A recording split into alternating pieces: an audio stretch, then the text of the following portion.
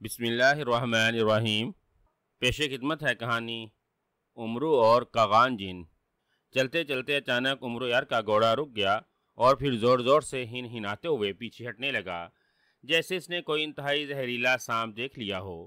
عمرو یار نے گھوڑے کی باگیں زور زور سے کھینچ کر اسے آگے بڑھانے کی کوشش کی، لیکن گھوڑے نے آگے بڑھنے سے صاف انکار کر دیا۔ وہ مسلسل ہنہناتے ہوئے پیچھے ہٹتا جا رہا تھا۔ ارے کیا ہو گیا ہے تمہیں؟ پیچھے کیوں ہٹتے جا رہے ہو؟ عمرو نے اسے مسلسل پیچھے ہٹتا دیکھ کر حیرت زدہ لہجے میں کہا۔ وہ اس وقت ملک کمان کے بادشاہ کو سردار امیر حمزہ کا ایک اہم پیغام دے کر واپس آ رہا تھا۔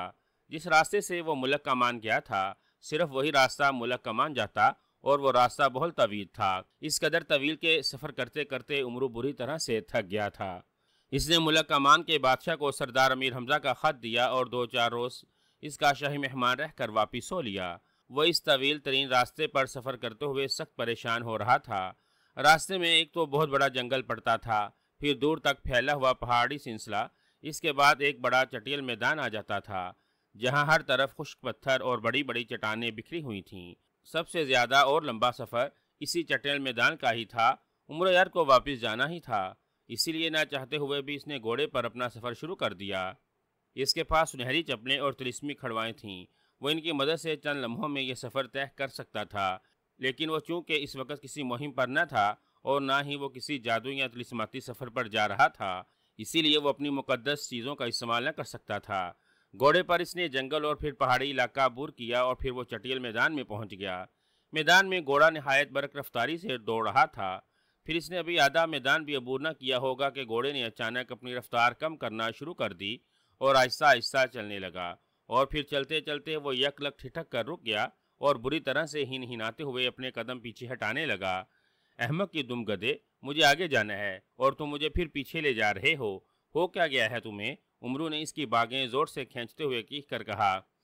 لیکن گھوڑا بددستور پیچھے ہٹتا جا رہا تھا۔ اب تو عمرو یار بڑا حیران ہوا۔ پھر اچانک اسے خیال آیا کہ آگے کوئی زہریلا سانپ ہی نہ ہو، کیونکہ عام طور پر گھوڑے اس صورت میں ہنہناتے ہیں اور الٹے قدموں چلنے لگتے ہیں جب ان کے سامنے کوئی زہریلا سانپ یا ناگ آ جاتا ہے۔ عمرو غور سے سامنے دیکھنے لگا۔ میدان میں پتھر اور بڑی بڑی چٹانیں تو دکھائی دے رہی تھیں، لیکن کوئی سانپ نظر نہ آ رہا تھا۔ کافی پیچھے ہٹ کر گھوڑا رک گیا تو عمرو یار اس کی گردن تھپ تھپاتے ہوئے نیچے اتر آیا۔ تم یہیں رکو، میں آگے جا کر دیکھتا ہوں، اگر کوئی سانپ وغیرہ ہوا تو میں اسے مار ڈالوں گا، عمرو نے گھوڑے سے کہا اور پھر اسے وہیں چھوڑ کر سامنے جانے لگا۔ اس نے احتیاطاً زنبیل سے ایک تلوار نکال کر ہاتھ میں لے لی تھی۔ وہ پتھروں اور چٹانوں کو دیکھ دیکھ کر نہایت احتیاط کے ساتھ آگے بڑھ رہا تھا، لیکن ابھی تک کوئی زہریلا سانپ یا بچھو دکھائی نہیں دیا تھا۔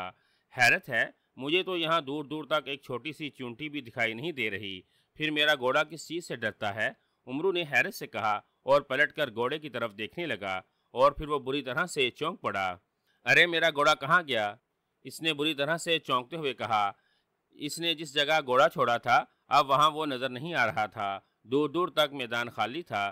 میدان میں پتھر اور چٹانیں ضرور پڑی تھیں، مگر وہ اتنی بڑی نہیں تھی کہ گھوڑا ان کے پیچھے کہیں چھا چھپا ہو۔ نہ ہی وہاں کوئی درخت تھا، اسی لیے عمرو یار بے حد حیران اور پریشان ہو رہا تھا۔ یا خدا، یہ میرا گھوڑا اچانک کہاں غائب ہو گیا ہے؟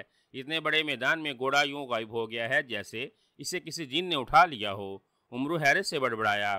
تم ٹھیک کہہ رہے ہو عمرو یار، تمہارے گھوڑے کو واقعی ایک جن اٹھا کر لے گیا ہے۔ اچانک عمرو یار کو ایک آواز سنائی دی اور عمرو بری طرح سے اچھل پڑا اور پلٹ کر ادھر ادھر دیکھنے لگا، لیکن اسے آس پاس کچھ دکھائی نہ دیا۔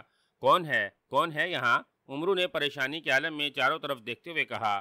اسی وقت اسے اپنے قریب ایک کھنکھناتی ہوئی آواز سنائی دی اور عمرو بکھلا کر کئی قدم پیچھے ہٹ گیا۔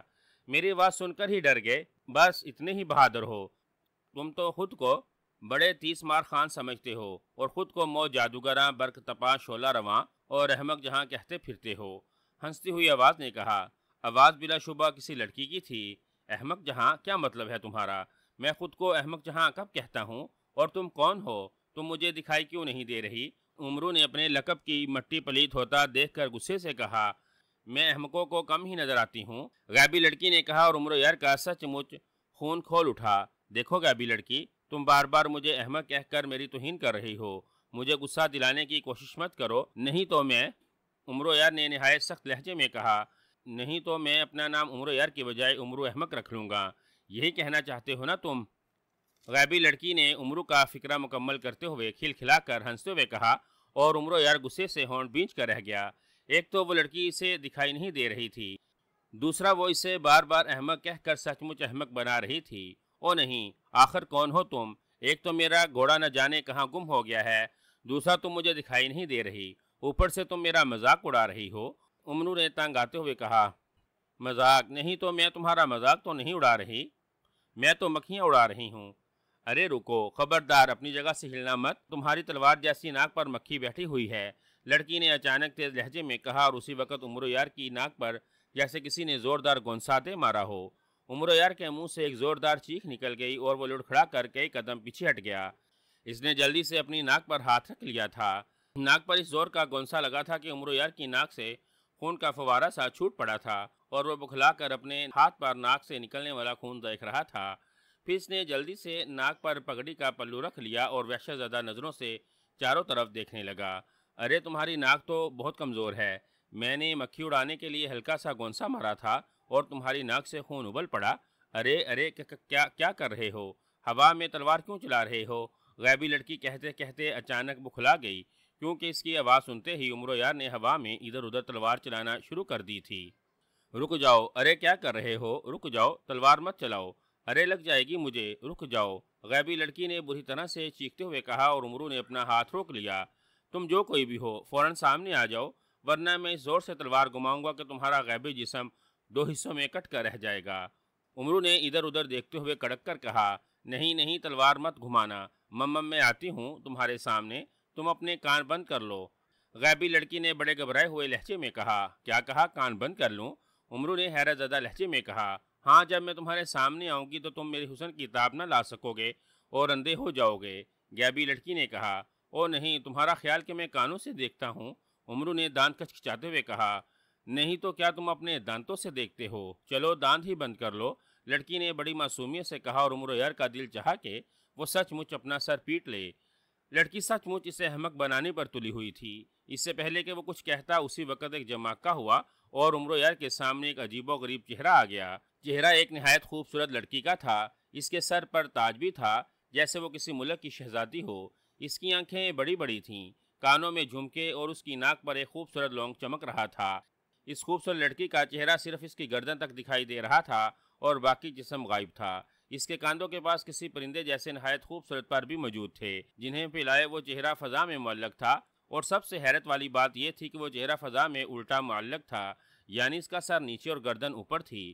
اس عجیب و غریب الٹے چہرے کو دیکھ کر عمرو یار کی کھگی بن گئی اور اس کا جسم خوف سے بری طرح سے لرزنے لگا۔ کیوں، میں دنیا کی حسین ترین شہزادی ہوں نا؟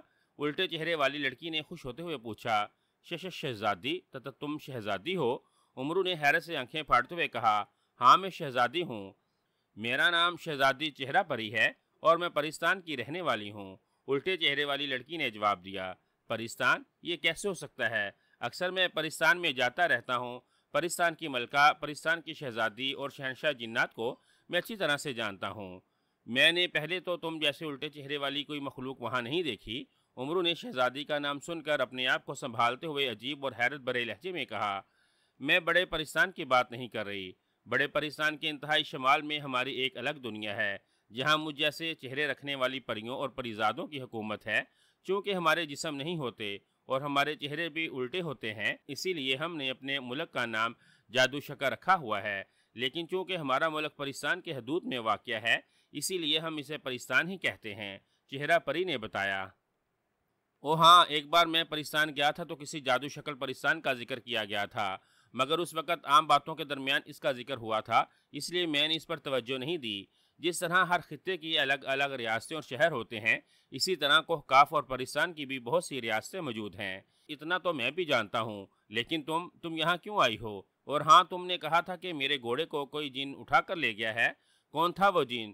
اور وہ میرے گھوڑے کو کہاں اور کیوں لے گیا ہے؟ عمرو تیز تیز لہجے میں کہتا چلا گیا، اس جن کا نام راغا جن ہے، انتہائی ظالم، خوفناک اور بے رحم، انسان اور جانوروں کو کچا کھا جاتا ہے۔ وہ آیا تو تمہیں کھانے کے لیے تھا، لیکن تمہارا دبلا پتلا اور چڑیا جیسا جسم اس کے لیے بہت کم تھا۔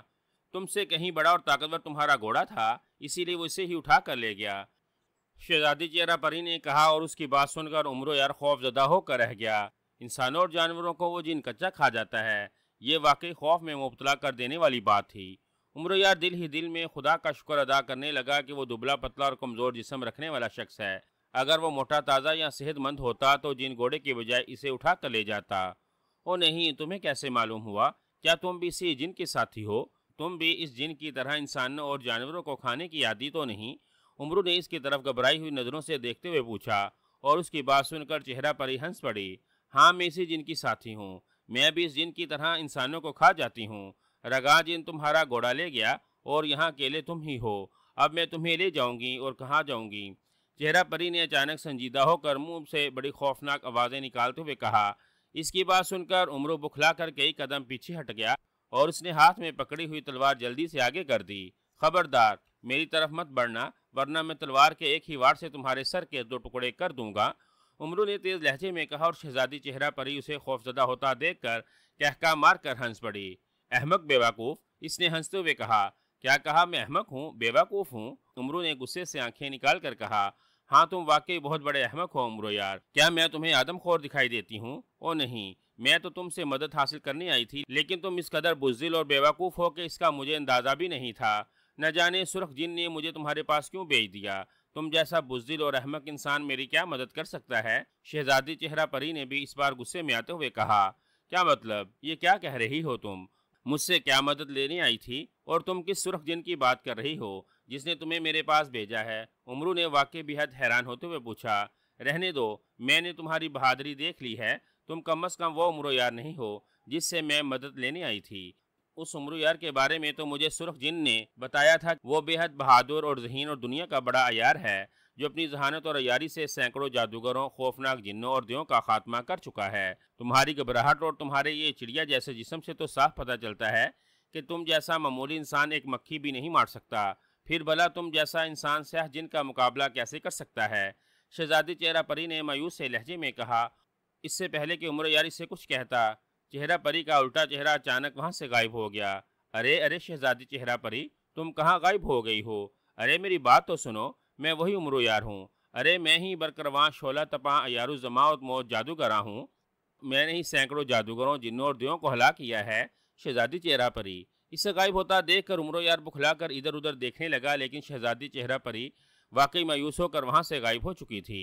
او نہیں، نہ جانے یہ کیا معاملہ ہے۔ پہلے میرا گھوڑا غائب ہوا، پھر عجیب و غریب انداز میں شہزادی چہرہ پری میرا مذاق اڑانے لگی، اور پھر عجیب و غریب باتیں کر کے غائب بھی ہو گئی۔ عمرو حیرت سے بڑبڑانے لگا۔ اسی وقت اس کی نظر ایک چٹان پر پڑی ہوئی ایک چیز پر پڑی۔ اس چیز کو دیکھ کر عمرو یار خوف سے بری طرح سے اچھل پڑا۔ اس کی آنکھیں حیرت کی زیادتی سے پھیلتی چلی گئیں، اور وہ اس قدر خوف زدہ ہو گیا کہ بے اختیار اس کے منہ سے چیخ نکل گئی، اور وہ پلٹ کر نہایت تیزی سے خوف زدہ انداز میں بھاگتا چلا گیا۔ پرستان سے لاکھوں میل دور نیلے رنگوں کی پہاڑیوں کا ایک طویل سلسلہ پھیلا ہوا تھا۔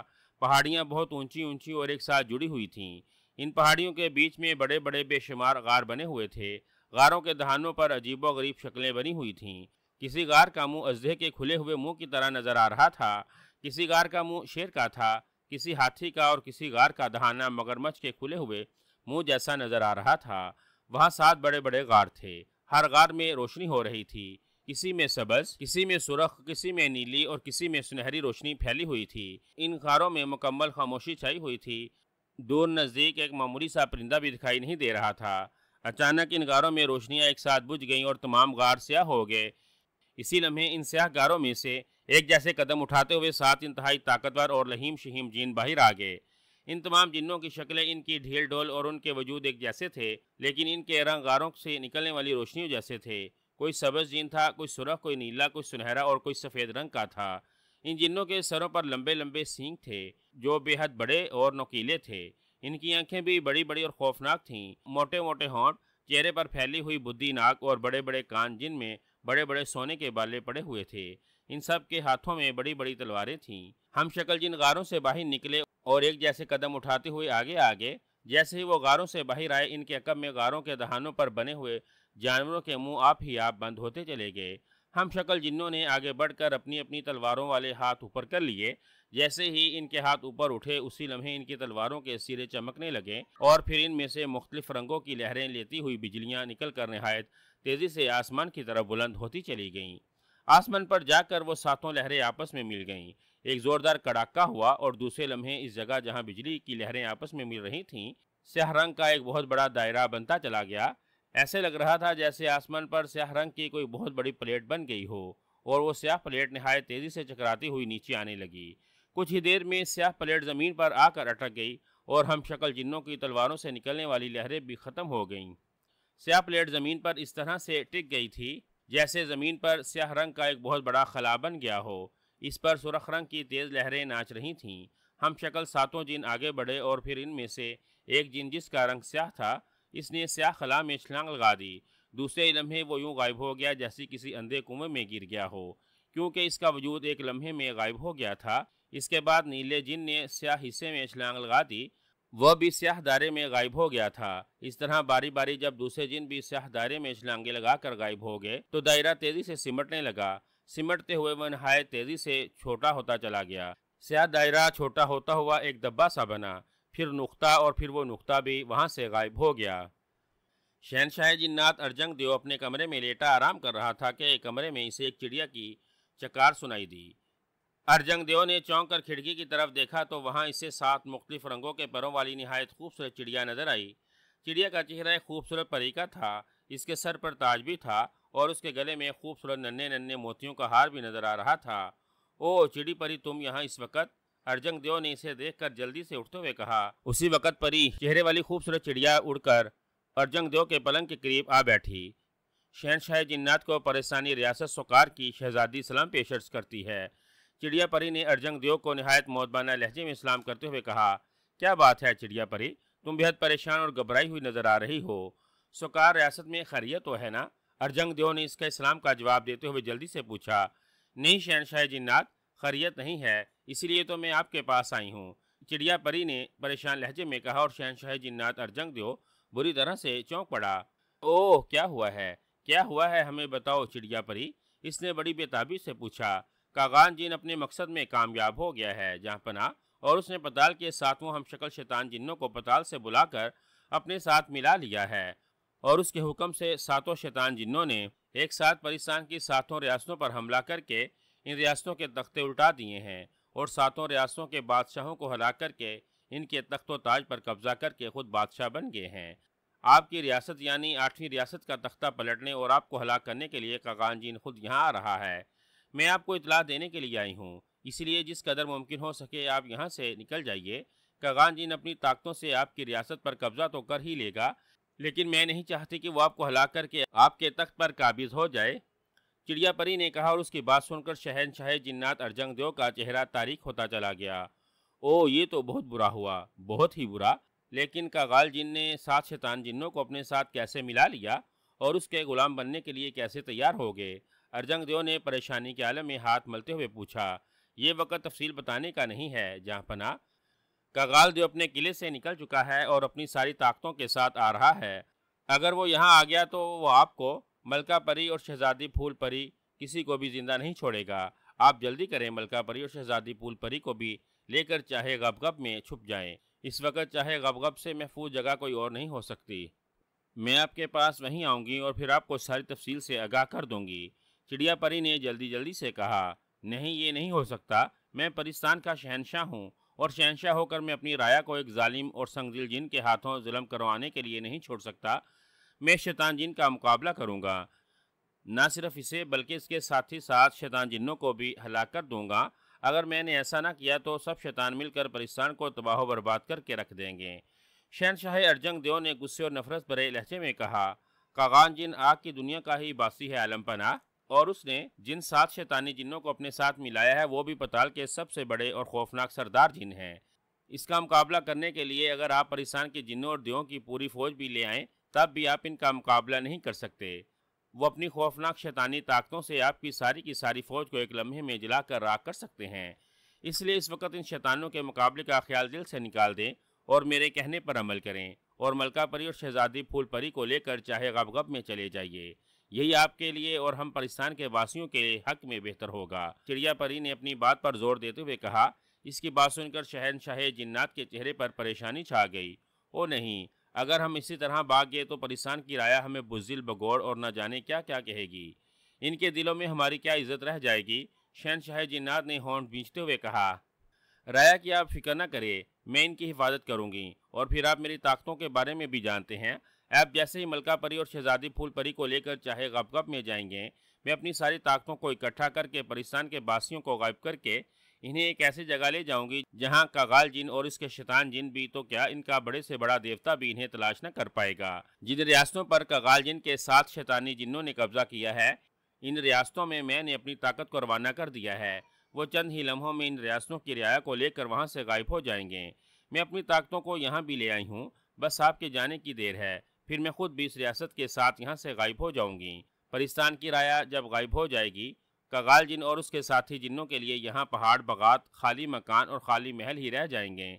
इन्हें परिस्तान में एक मामूली सा परिंदा भी नजर नहीं आएगा, चिड़िया परी ने जल्दी जल्दी से कहा। इसकी बात सुनकर शहनशाह जिन्नात की आंखें चमकने लगी और उसके मरवनी छाए हुए चेहरे पर खुशी की लहरें दौड़ती चली गईं। बहुत खूब चिड़िया परी, अगर तुम वाकई मेरी राया को शैतान जिन्नों के चुंगल से निकाल कर गायब हो सकती हो तो इससे बढ़कर मेरे लिए खुशी की और क्या बात हो सकती है। तब तो तुम्हारी बात मान लेने में कोई हर्ज नहीं। मैं अभी मलका परी और शहजादी फूल परी को लेकर चाहे गप में चला जाता हूँ। तुम अभी हमारी रियासत से राया को गायब कर दो और फिर जल्द से जल्द मेरे पास चाहे गप में पहुँचो। मुझे अभी तुमसे और भी बहुत कुछ पूछना है, शाह जिन्नात ने खुश होते हुए कहा। जो हुक्म आलीजा, चिड़िया परी ने नहायत मौदवाना लहजे में कहा और फिर शाह जिन्नात को सलाम करके उड़कर कमरे की खिड़की से बाहर निकल गई। इसके जाते ही शहनशाह जिन्नात ने मलका परी और शहजादी फूल परी को अपने पास बुलाया और फिर इन्हें जल्दी जल्दी सारी बात बता दी, जिसे सुनकर वो दोनों परेशान हो गईं। शाह जिन्नात ने जल्दी से इन दोनों के हाथ पकड़े। दूसरे लम्हे वो इन दोनों को लेकर वहां से गायब हो चुका था। जैसे ही शाह जिन्नात मलका परी और शहजादी फूल परी को लेकर गायब हुआ, उसी वक्त कमरे की दीवारें इस जोर से लरजने लगी जैसे खौफनाक बुंजाल आ गया हो। साथ ही तेज गड़गड़ाहट की आवाज़ भी पैदा हो रही थी। अचानक कमरे की ज़मीन शक हुई और उसमें से स्याह रंग का धुआं खारिज होकर कमरे में फैलने लगा। परिस्तान से हज़ारों मील दूर स्याह पहाड़ियों के पीछे सब्ज़ रंग का एक बहुत बड़ा किला बना हुआ था। किला बेहद वसी था और उसके बड़े बड़े बुर्ज इस कदर बड़े और बुलंद थे कि आसमान को छूते हुए दिखाई दे रहे थे। इस किले के चारों तरफ आग भड़क रही थी, तेज़ और खौफनाक आग जिसने किले को चारों तरफ से अपने हिसार में ले रखा था। किले का एक बड़ा सा दरवाज़ा था जिसमें आग का सुर्ख सियाल मादा बह रहा था, जो बेहद गर्म और सुर्ख था। सियाल मादे ने किले के दरवाजे से निकलकर किले के सामने आग की बनी हुई एक बहुत बड़ी नहर की सूरत इख्तियार कर ली थी और आग के मादे की बहती हुई नहर सामने मौजूद स्याह पहाड़ तक जा रही थी। स्याह पहाड़ में एक बहुत बड़ा सुराख था और आग का बहता हुआ मादा इस सुराख में दाखिल हो रहा था। आग की खौफनाक तपश से इर्द गिर्द की ज़मीन और पहाड़ सुर्खी माइल होते हुए नजर आ रहे थे। इस किले के अंदर एक बहुत बड़े कमरे में एक लंबा तड़ंगा जिन निहायत बेचैनी के आलम में ठहर रहा था। जिन का रंग स्याह था, इसने जिस्म के निचले हिस्से पर जर रंग का जांघिया पहन रखा था जिस पर नीले रंग की मोटी मोटी दारियां बनी हुई थीं। जिन बेहद हैबतनाक और ताकतवर था। इसकी आंखें फटी फटी सी थीं, नाक ऊपर को उठी हुई, खुला हुआ मुंह, इसके दाएं बाएं दो बड़े बड़े और नुकीले दांत बाहर को निकले हुए थे। इसका सर गंजा था और सर पर दरख्त की तरह दो बड़े बड़े सींग भी नजर आ रहे थे जो ऊपर जाकर कई शाखों में बटे हुए थे। जिन इस कदर भयानक और हैबतनाक था, अगर इसे कोई इंसान देख लेता तो खौफ के बायस तो उसकी जान निकल जाती या फिर वो अपने होशो हवास गंवा बैठता। ये काली दुनिया का इंतहाई संगदिल, जालिम और खौफनाक जिन था। इसका नाम कागाल जिन था। चूँकि वो बेहद हैबतनाक था और उसकी शक्ल इस कदर भयानक और खौफनाक थी कि परिस्तान और कोहकाफ के जिन, देव, परियाँ और परिजात भी इसको देख कर डर जाते थे। इसीलिए इनकी बेपनाह इसरार और खौफ को मद्देनजर रखते हुए शहनशाह जिन्नात ने इसे अपनी रियासत से निकाल दिया था। कागाल जिन बुरी तरह से चीखा चलाया था और उसने परिस्तान के बादशाह से अपनी जिला वतनी का सबब पूछा तो उसने इसे साफ कह दिया कि वो चूँकि बेहद बदसूरत और हैबतनाक है, इसकी हैबतनाकी से परिस्तान के बासी डरते हैं, इसीलिए इसे परिस्तान से निकाला जा रहा है। इस पर कागाल जिन बहुत रोया पीटा और शहनशाह जिन्नात से फरियादें करने लगा कि वो एक मामूली जिन है, इसने किसी को आज तक नुकसान नहीं पहुंचाया और ना ही किसी को तंग करने की कोशिश की है, फिर सिर्फ इसकी हैबतनाकी की वजह से इसे परिस्तान से क्यों निकाला जा रहा है। परिस्तान से निकल कर वो कहाँ जाएगा। लेकिन शाह जिन्नात ने इसकी कोई बात ना मानी और शाही महाफजों से कहकर इसे ज़बरदस्ती वहाँ से हज़ारों मील दूर वीरान स्याह पहाड़ों में फेंकवा दिया था। शाह जिन्नात ने इस पर एक और जुल्म भी किया था कि इसने इसकी सारी जिन्नाती ताकतें भी छीन ली थीं ताकि इसके जहन में अगर कोई बागियाना ख्याल आए तो वो परिस्तान के बासियों को नुकसान न पहुंचा सके, जिसकी वजह से کغال جن عام جن بن کر رہ گیا تھا۔ وہ سیاہ پہاڑوں کے ویرانوں میں پڑا کئی روز تک روتا رہا۔ پرستان کے بادشاہ اور پرستان کے باسیوں پر اسے سخت غصہ آ رہا تھا۔ اس نے اسی وقت فیصلہ کر لیا تھا کہ وہ نہ صرف شاہ پرستان سے بلکہ پرستان کے تمام باسیوں سے اپنی بے عزتی کا خوفناک انتقام لے گا۔ اس وقت اس کے پاس کوئی ایسی جناتی طاقت نہیں تھی، اسی لیے اس نے ایک سیاہ پہاڑی پر چڑھ کر کالے منتر پڑھ کر کالا جادو حاصل کرنا شروع کر دیا۔ کالے جادو کی چند چھوٹی طاقتیں بہت جلد اس کے قابو میں آ گئیں، اور پھر اس نے ان طاقتوں کی مدد سے بڑی بڑی طاقتوں کو حاصل کرنا شروع کر دیا، اور پرستان کی پریوں اور انسانی دنیا کے انسانوں کو جادو کے زور سے اپنے پاس بلا کر ان کی بھیڑ چڑھانا شروع کر دی۔ اس سے اس کی طاقتوں میں کئی گنا اضافہ ہوتا چلا گیا۔ اس نے اپنے لیے جادو کا ایک بہت بڑا قلعہ بنا لیا اور پھر اس میں وہ رہنے لگا۔ قلعے میں ایک دن کغال جن کے سامنے ایک کالا شیطان آ گیا۔ اس نے کغال جن سے 1000 انسانوں کی بھیٹ مانگی، جو کغال جن نے اپنی طاقتوں سے پوری کر دی، جس سے خوش ہو کر کالے شیطان نے اسے ایک بہت بڑا اور طاقتور جادوگر جن بنا دیا۔ بڑی بڑی طاقتیں اور جادو حاصل کرنے کے بعد کغال جن اپنی حفاظت کے لیے اپنے سبز قلعے کو محفوظ سے محفوظ تر کرتا گیا۔ اس نے قلعے میں اپنی حفاظت کے لیے سینکڑوں بلائیں مسلط کر لیں، اور پھر قلعے کے ارد گرد چاروں طرف آگ کا حصار بنا لیا۔ قلعے کے دروازے پر اس نے آتش جادو کر دیا تھا۔ اس آتش جادو کی وجہ سے قلعے کے دروازے میں سے ہر وقت آگ کا سرخ مادہ نکلتا رہتا تھا اور نہر کی صورت میں بہتا ہوا پہاڑی غار میں چلا جاتا تھا۔ اس کے علاوہ کغال جن نے قلعے کے ارد گرد فضا میں ہلکے سبز رنگ کا انتہائی خطرناک زہریلا دھواں چھوڑ دیا تھا، جو دور دور تک پھیلا ہوا تھا۔ اس زہریلے دھوئیں کی زد میں آنے والی ہر ذی روح ایک لمحے سے بھی کم وقفے میں ہلاک ہو جاتی تھی۔ کغال جن بھی خود اس زہریلے دھوئیں میں نہیں جا سکتا تھا۔ اگر وہ اس دھوئیں میں جانے کی کوشش کرتا تو وہ بھی خود ہلاک ہو سکتا تھا، کیونکہ جادو دھواں بنانے کے بعد وہ اس کا توڑ کرنا بھول گیا تھا۔ اب اس کے پاس واحد راستہ آگ والا دروازہ ہی تھا، جس میں سے گزر کر وہ قلعے میں آتا جاتا تھا۔ آگ کے سیال مادے میں جلتا ہوا وہ پہاڑی سوراخ میں داخل ہو کر دوسری طرف نکل جاتا اور پھر اسے جہاں جانا ہوتا پہنچ جاتا۔ بڑی بڑی طاقتیں حاصل کرنے کے بعد اس نے پرستان کے باسیوں سے انتقام لینا شروع کر دیا تھا۔ وہ پرستان میں کبھی خود گھس کر بیسوں پریوں، جنوں اور دیوں کو ہلاک کر ڈالتا، اور کبھی اپنی خوفناک کالی طاقتوں سے پرستان میں ہی تباہ و بربادی پھیلانی شروع کر دیتا۔ پھر ایک روز اس کو خیال آیا کہ اگر وہ کسی طرح کالے شیطان کے ساتھ ہم شکل شیطان جنوں کو بھی حاصل کر لے اور انہیں اپنے ساتھ ملا لے تو وہ آسانی کے ساتھ پرستان کی 8 ریاستوں پر قبضہ کر سکتا ہے۔ اس نے ان شیطانی جنوں کو حاصل کرنے کی کوشش شروع کر دی، جو کالے پہاڑوں کے نیچے پتال کی آخری تہہ میں رہتے تھے۔ ان جنوں کو حاصل کرنے کے لیے وہ مسلسل 200 سال تک منتر پڑھتا رہا، اور پھر شیطان ہم شکل جن پتال سے نکل کر باہر آ گئے۔ جیسے ہی وہ کالے پہاڑوں کے جانوروں جیسی شکلوں والے غار کے دہانوں میں باہر آئے تو انہوں نے اپنی ہی تلواروں سے بجلیاں پھینک کر اسے اپنی آمد کی اطلاع دے دی۔ کغال جن نے انہیں کالے حصار کی مدد سے اپنے قلعے میں بلا لیا، اور پھر ان 7 جنوں کو اس نے اپنے ساتھ ملا کر انہیں پرستان کی 7 ریاستوں پر قبضہ کرنے کے لیے بھیج دیا۔ شیطان جنوں نے 7 ریاستوں کے بادشاہوں کو ہلاک کر ڈالا اور آنے واحد میں ان کے تختوں پر قابض ہو گئے۔ 8ویں اور سب سے بڑی ریاست جس پر ارجنگ دیو کی حکومت تھی، اس پر کغال جن نے خود حملہ کرنا تھا۔ کغال جن کو چونکہ ارجنگ دیو نے ہی ملک بدر کیا تھا، اسی لیے وہ اسے خود اپنے ہاتھوں سے ہلاک کرنا چاہتا تھا تاکہ وہ اس سے اپنا انتقام لے سکے۔ وہ قلعے سے نکل کر اور دھواں بن کر جب اپنی کالی طاقتوں کے ہمراہ ارجنگ دیو کے شاہی محل میں پہنچا تو شاہی محل سے ارجنگ دیو، ملکہ پری اور اس کی بیٹی شہزادی پھول پری غائب ہو چکے تھے۔ کاغان جن نے محل کے تمام جنوں، پریوں اور پریزادوں کو ہلاک کر ڈالا جو ارجنگ دیو کے غلام تھے۔ اس نے ارجنگ دیو، ملکہ پری اور شہزادی پھول پری کو ہر طرف تلاش کرایا۔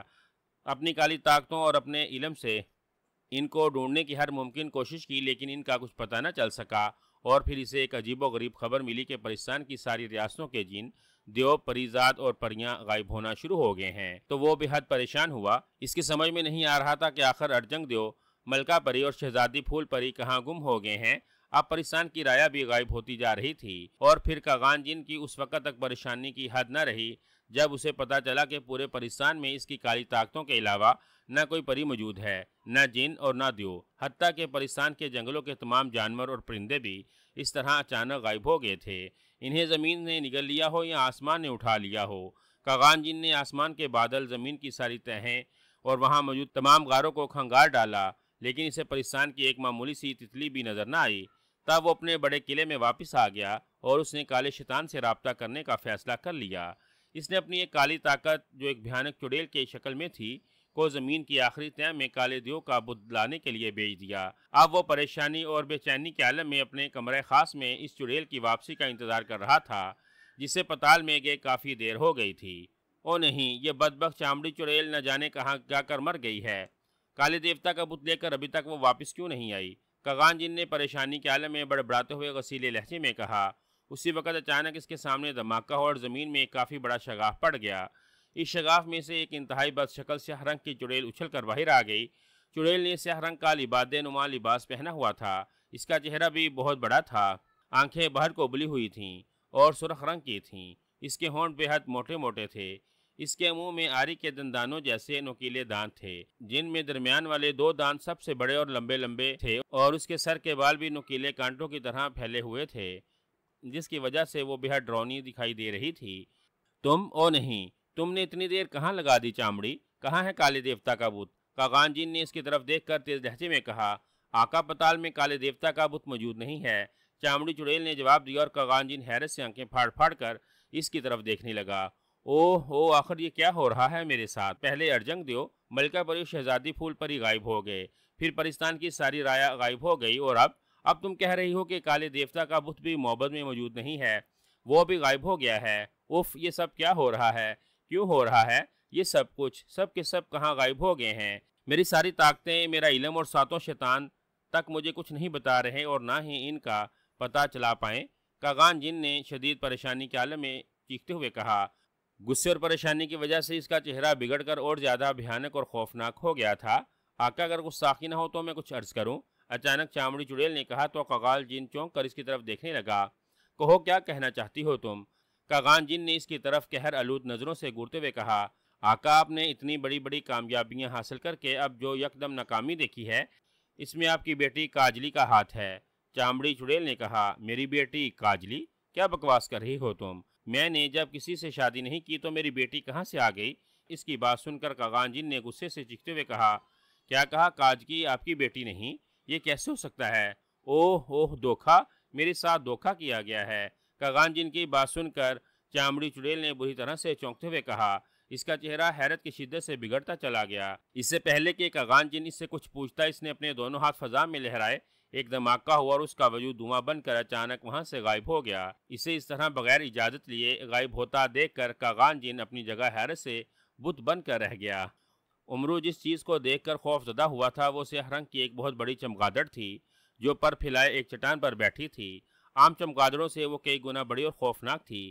اس کی آنکھیں انگاروں کی طرح دہک رہی تھیں، منہ کھلا ہوا تھا جس میں سے بے شمار لمبے لمبے اور نوکیلے دانت باہر کو نکلے ہوئے تھے۔ چمگادڑ اس قدر ہیبت ناک تھی کہ امرو یار کے منہ سے بے اختیار چیخ نکل گئی، اور اس نے خوف زدہ ہوتے ہوئے ایک طرف دوڑ لگا دی تھی۔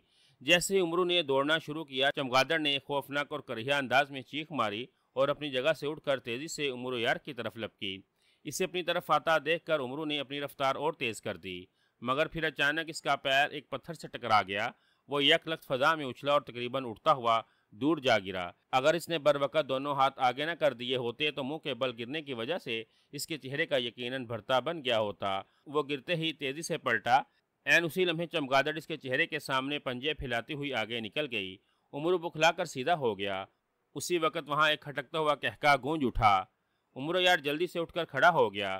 زمین پر گرنے کی وجہ سے امرو کے ہاتھ سے تلوار چھوٹ کر دور جا گری تھی اور زمین پر گرتے ہی غائب ہو کر اس کی زنبیل میں پہنچ گئی تھی۔ اسی لیے امرو یار نے تیزی سے زنبیل سے تلوار کو نکال کر دوبارہ ہاتھ میں مضبوطی سے پکڑ لیا تھا۔ سیاہ چمگادڑ اڑتے ہوئی فضا میں پلٹ کھا کر دوبارہ اس کی طرف آ رہی تھی۔ امرو نے تلوار کو اس انداز میں پکڑ لیا جیسے ہی چمگادڑ اس کے قریب آئی وہ ایک طرف ہٹتے ہوئے تلوار کا اس قدر بھرپور وار کرے گا کہ چمگادڑ کے دو حصے کر کے رکھ دے گا۔ چمگادڑ جو پلٹ کر اس کی طرف آ رہی تھی اچانک اس کے سر پر تیز روشنی سی چمکی تھی، اور دوسرے لمحے اس چمگادڑ نے ایک نہایت حسین و جمیل پری کا روپ دھار لیا جس نے سنہرے رنگ کا لباس پہنا ہوا تھا۔ اس کے بڑے بڑے خوبصورت پر 7 رنگ کے تھے جن سے رنگ برنگی روشنیاں سی پھوٹتی ہوئی نظر آ رہی تھیں۔ پری کے سر پر ایک نہایت خوبصورت تاج تھا جس میں نیلے اور سرخ رنگ کے ہیرے جڑے ہوئے تھے۔ اس پری کی شکل دیکھ کر امرو دنگ رہ گیا، کیونکہ اس پری کا چہرہ الٹے چہرے والی شہزادی پری سے ملتا جلتا تھا، لیکن اس کے چہرے کا رنگ شہزادی چہرہ پری سے کہیں زیادہ خوبصورت تھا۔ پری پر پھیلائے عین امرو یار کے سامنے ہوا میں معلق ہو گئی تھی اور مسکراتے ہوئے اس کی جانب دیکھ رہی تھی۔ उमरू यूं साकित खड़ा इसे घूर रहा था जैसे वो पत्थर का बुत हो। क्या बात है उमरू यार, तुमने तलवार से मुझ पर वार नहीं किया और मुझे देखकर यूं साकित हो गए हो जैसे मैंने तुम्हें पत्थर का बुत बना दिया हो।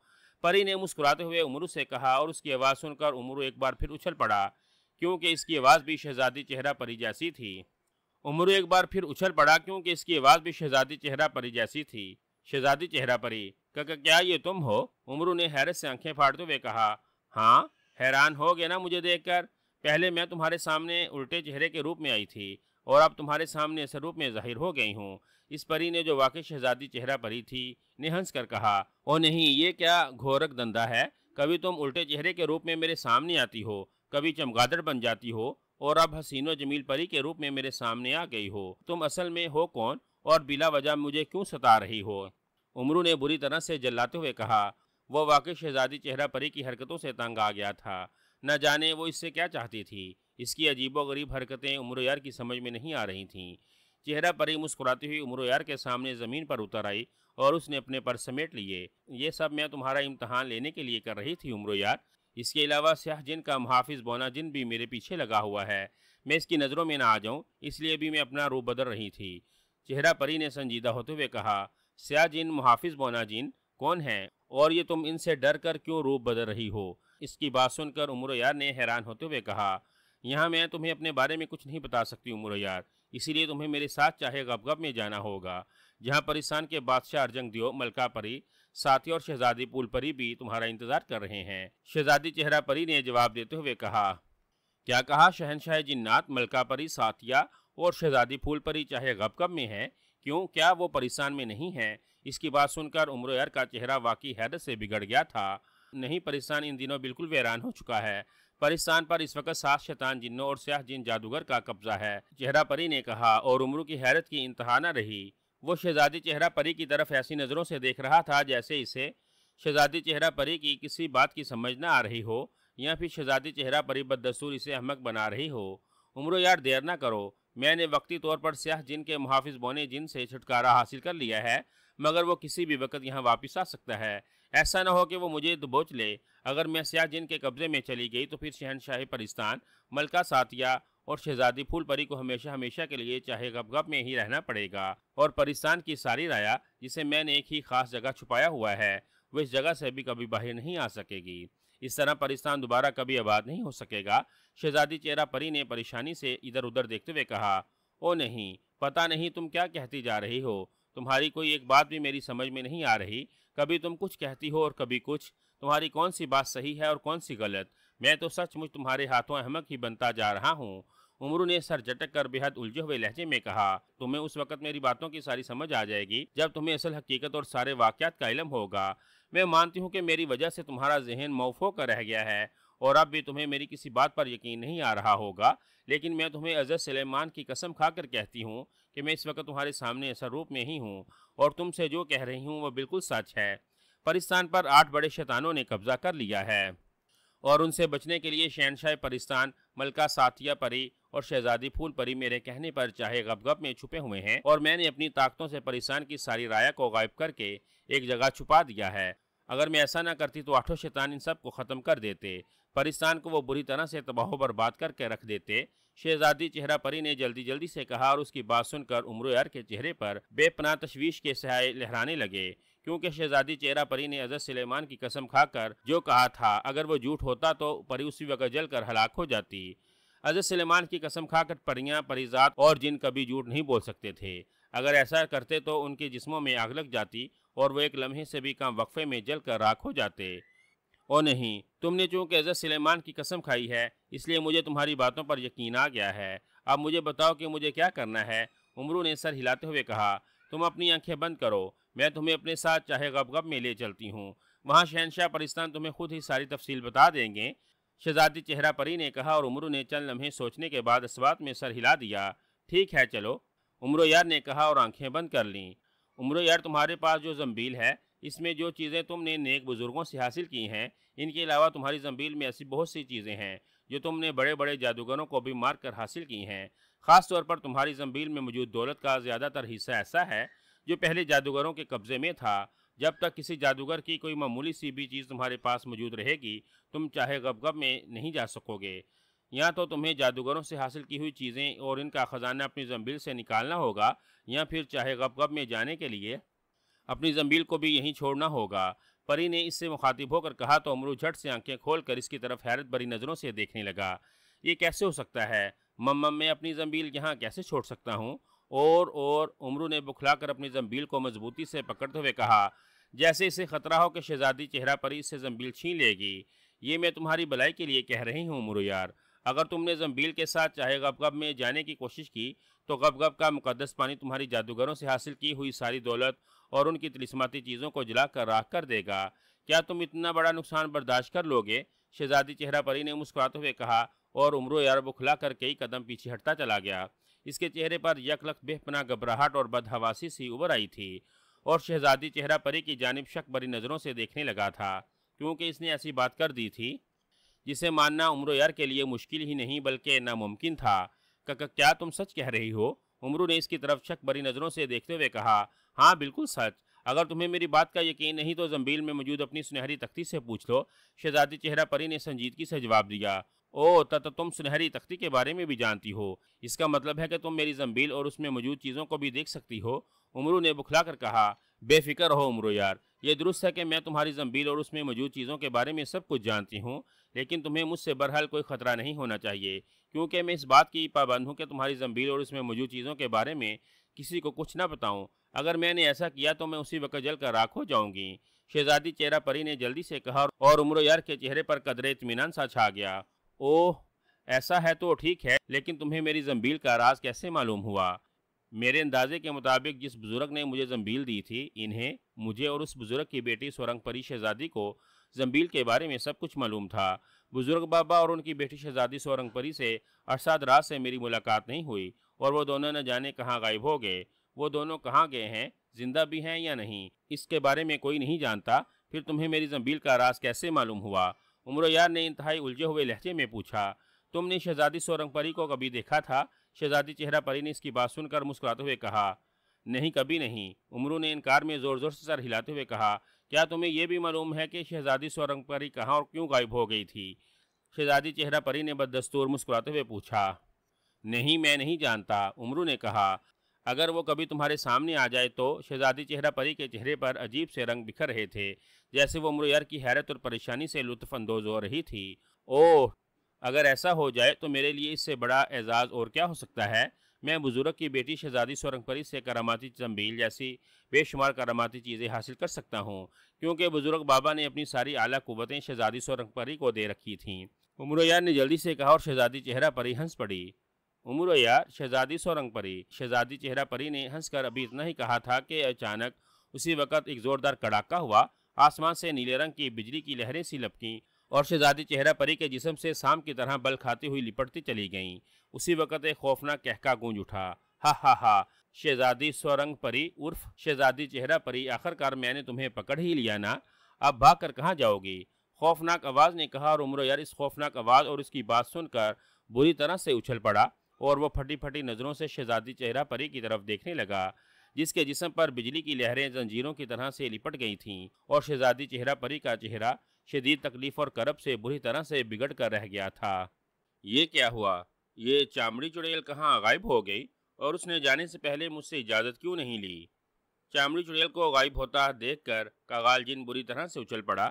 اس نے زور زور سے زمین پر پاؤں مار کر چامڑی چڑیل کو آوازیں دیں، لیکن چامڑی چڑیل حاضر نہ ہوئی تو غصے سے کاغال جن کی آنکھیں انگارے برسانے لگیں۔ اس نے اپنے دائیں ہاتھ کی اس انگلی کو نیم دائرے کی شکل میں گردش دیتے ہوئے زور سے زمین کی طرف جھٹکا تو ایک دھماکہ ہوا اور زمین پھٹ گئی، اور اس میں سے ایک عجیب و غریب شکل والا بونا جن اچھل کر باہر آ گیا۔ بونے جن کا رنگ سرخ تھا، اس کا سر گنجا تھا، ناک لمبی اور گول گول آنکھیں تھیں، اس کے کان خرگوش کی طرح کے تھے۔ بونے جن نے جسم کے نچلے حصے پر سیاہ رنگ کا لگوٹ باندھ رکھا تھا، اور اس کے ایک ہاتھ میں جلتی ہوئی مشل تھی اور دوسرے ہاتھ میں ایک چھوٹی سی کلہاڑی تھی۔ جنگال بونا جن حاضر ہے آقا، حکم فرمائیے، بونے جن نے کاغال جن کے سامنے رکوع کے بل جھکتے ہوئے نہایت مؤدبانہ لہجے میں کہا۔ جنگال بونے، میں نے پتال سے چامڑی چڑیل کو ایک خاص مقصد کے لیے اپنے پاس بلایا تھا، لیکن پھر وہ مجھ سے ایک عجیب بات کہہ کر اجازت لیے بغیر نہ جانے کہاں چلی گئی۔ تم ابھی اور اسی وقت پتال میں جاؤ اور اسے پکڑ کر میرے حضور پیش کرو تاکہ میں اسے اس کی گستاخی کی سزا دے سکوں۔ کاغال جن نے چنگال بونے کو دیکھتے ہوئے تحکمانہ لہجے میں کہا، جو حکم آقا۔ چنگال بونے نے مودبانہ لہجے میں کہا، اور پھر اس نے کاغان جن کو سلام کیا اور زمین میں گھس گیا۔ اس کے جاتے ہی زمین دوبارہ برابر ہو گئی۔ او نہیں، یہ کاجلی کون ہے جس کے بارے میں چامڑی چڑیل کہہ رہی تھی کہ وہ میری بیٹی ہے؟ چنگال بونے کے جاتے ہی کاغان جن پریشانی کے عالم میں سوچنے لگا۔ چند لمحوں بعد زمین دوبارہ پھٹی اور اس میں سے چنگال بونا اچھل کر باہر آ گیا۔ اس نے اپنے سر پر ایک بہت بڑی گٹری سی اٹھائی ہوئی تھی۔ وہ چامڑی چڑیل تھی جسے چنگال بونا زنجیروں میں باندھ کر اور بے ہوش کر کے لایا تھا۔ اس نے چامڑی چڑیل کو کاغان جن کے سامنے پھینک دیا۔ چامڑی چڑیل حاضر ہے آقا، چنگال بونے نے کاغان جن سے مخاطب ہو کر کہا۔ او نہیں، اسے ہوش میں لاؤ۔ کاغال جن نے اس کی طرف دیکھتے ہوئے نفرت زدہ لہجے میں کہا، جو حکم آقا۔ چنگال بونے نے کہا۔ پھر اس نے اپنی مشل کا رخ چامڑی چڑیل کی طرف کر کے جھٹکا تو مشل سے کئی چنگاریاں نکل کر بے ہوش چامڑی چڑیل پر جا پڑیں۔ چنگاریاں پڑتے ہی چامڑی چڑیل کو زوردار جھٹکا لگا اور وہ اس بری طرح سے تڑپنے لگی جیسے اسے آگ میں زندہ جلایا جا رہا ہو۔ دوسرے لمحے اس نے یکدم آنکھیں کھول دیں۔ اس کے چہرے پر بے پناہ ذلت اور کرب دکھائی دے رہا تھا۔ میں کہاں ہوں؟ او آقا آپ، اور یہ میں زنجیروں میں کیوں جکڑی ہوئی ہوں؟ او چنگال بونا۔ آقا آپ نے چنگال بونے کو مجھے گرفتار کرنے کے لیے بھیجا تھا، مگر کیوں؟ میں تو پتال میں کاجلی کا پتہ کرنے گئی تھی، جس نے مجھے یہ کہہ کر بیوقوف بنایا تھا کہ وہ آپ کی بیٹی ہے۔ چامڑی چڑیل ہوش میں آتے ہی بکھلائے ہوئے لہجے میں کہتی چلی گئی۔ تم ہمیں بتائے بغیر پتال میں واپس کیوں چلی گئی تھی چامڑی چڑیل؟ چنگال بونے کو بیچ کر ہم نے تمہیں اسی لیے گرفتار کروایا ہے تاکہ تمہیں تمہاری گستاخی کی سزا دی جا سکے۔ کاغال جن نے انتہائی غصیلے لہجے میں کہا۔ گستاخی؟ کیسی گستاخی آقا؟ او ہو، آپ مجھ سے شاید اس لیے ناراض ہو رہے ہیں کہ میں آپ کو بتائے بغیر چلی گئی تھی، لیکن آقا یہ بہت ضروری تھا۔ اگر مجھے دیر ہو جاتی تو وہ میرے ہاتھ سے نکل جاتی۔ چامڑی چڑیل نے کہا۔ وہ کون؟ کاغال جن نے چونک کر پوچھا۔ کاجلی، آپ کی بیٹی کاجلی۔ چامڑی چڑیل نے جلدی سے کہا۔ کیا بک رہی ہو؟ کون سی کاجلی؟ میں کسی کاجلی کو نہیں جانتا اور نہ ہی میری کوئی بیٹی ہے، کاغال جن نے بری طرح سے جلائے ہوئے لہجے میں کہا۔ اسی لیے تو میں اس کے پیچھے گئی تھی آقا، کیونکہ وہ پتال میں میرے آگ کے محل میں موجود تھی۔ آپ نے مجھے بتایا کہ کاجلی آپ کی بیٹی نہیں ہے تو میں سیدھی اپنے محل چلی گئی تاکہ اسے پکڑ کر اس سے پوچھ سکوں کہ اس نے مجھ سے جھوٹ کیوں بولا تھا کہ وہ کاجلی ہے اور آپ کی بیٹی ہے۔ لیکن جب میں محل میں پہنچی تو کاجلی وہاں موجود نہیں تھی۔ اس سے شاید پتہ چل گیا تھا، آپ نے مجھے یاد فرمایا ہے، میرے محل سے نکلتی وہ فوراً میرے محل سے فرار ہو گئی ہے۔ میں اس کی تلاشی کے لیے پتال کی بدروحوں کو بھیجنے والی تھی کہ جنگال بونا وہاں نمودار ہو گیا اور اس نے کچھ کہے سنے بغیر مجھے زنجیروں میں جکڑا اور بے ہوش کر کے یہاں لے آیا۔ چامڑی چڑیل نے جلدی سے کہا۔ او نہیں، یہ سب کیا ہے؟ وہ کاجلی کون تھی جو خود کو میری بیٹی بتا رہی تھی؟ اسے ایسا کہنے کی کیا ضرورت تھی؟ کیا چاہتی تھی وہ تم سے؟ ساری بات سن کر کاغان جن نے بری طرح سے الجھے ہوئے لہجے میں کہا۔ میں آپ کو ساری بات بتاتی ہوں آقا۔ بات اصل میں یہ ہے کہ ایک روز میں اپنے محل میں آرام کر رہی تھی کہ میری محافظ بلاؤں نے مجھے بتایا کہ کاغال جن کی بیٹی کاجلی میرے محل میں آئی ہے اور وہ مجھ سے ملنا چاہتی ہے۔ آپ کا نام سن کر اور یہ جان کر کہ آپ کی بیٹی خود میرے پاس آئی ہے، میں اس کے استقبال کے لیے اٹھ کھڑی ہوئی۔ آپ میرے آقا ہیں اور آپ کی بیٹی خود میرے پاس آئی تھی، اس سے بڑھ کر میرے لیے اعزاز کی بات اور کیا ہو سکتی تھی؟ بہرحال میں نے اس کا استقبال کیا۔ وہ بے حد حسین اور نوجوان لڑکی تھی۔ اس کے بال سنہرے، آنکھیں بڑی بڑی اور اس کے پر 7 رنگ کے تھے۔ وہ واقعی شہزادی ہی دکھائی دے رہی تھی۔ میں حیران تو تھی کہ اتنی خوبصورت پری آپ کی بیٹی کیسے ہو سکتی ہے، لیکن میں اسے کچھ پوچھنے کی گستاخی نہ کر سکی اور اسے اپنے ساتھ اپنے کمرے خاص میں لے گئی۔ اس نے مجھ سے کہا کہ وہ مجھ سے پتال کا سیاہ موتی لینے آئی ہے۔